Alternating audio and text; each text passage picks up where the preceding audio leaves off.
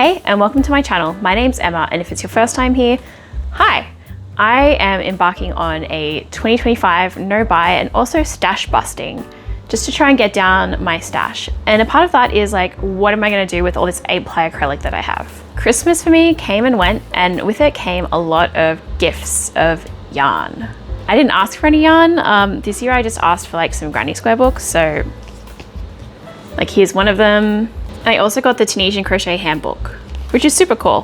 For Christmas, my grandma got me a giant bag of 8-ply acrylic yarn, and like the sustainable queen she is, she got it from the op shop.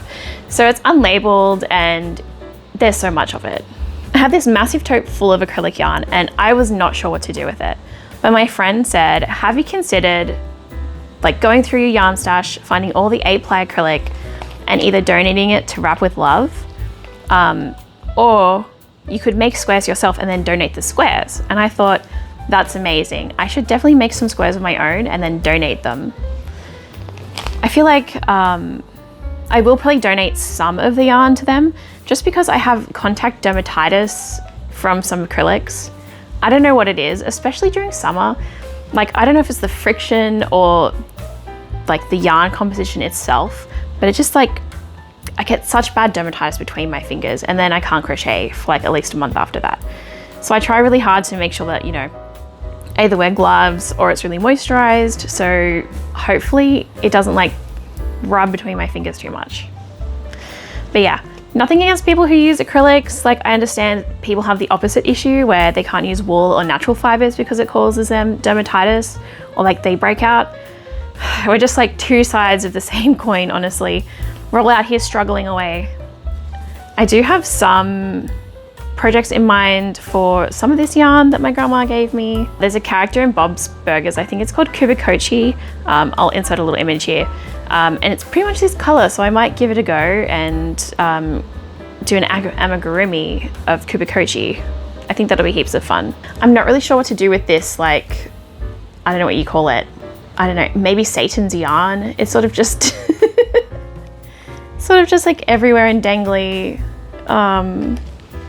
I've seen these before, but I haven't really paid that much attention. So like, if you have any ideas for what to do with this, please let me know. Maybe I can make a scrunchie. Maybe that would be cute. I feel like that would be very Y2K actually. I remember owning like a shirt out of this possibly, or maybe like a scrunchie, like in the early 2000s. This yarn would have gone off. My squares for Wrap with Love have to be 25 centimeters by 25 centimeters. This is one that I've just completed while I'm on summer break. And I was using this Spotlight fun pack that I have. I've had this for like maybe 2 years, 3 years. I think I bought it in the pandemic actually.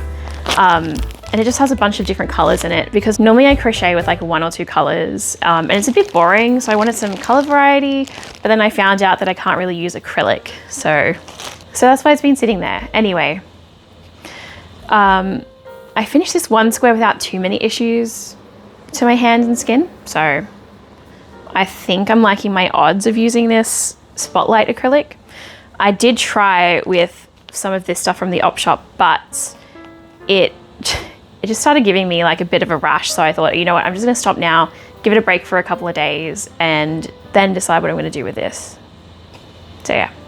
And when I was kind of looking more into Wrap with Love, they do send these projects out to, well, they make the blankets and then they send them for humanitarian things. So I thought maybe the traditional granny square might be a little bit like holy for this. I think about like people doing it tough and I'm like, I don't think they really want a holy blanket.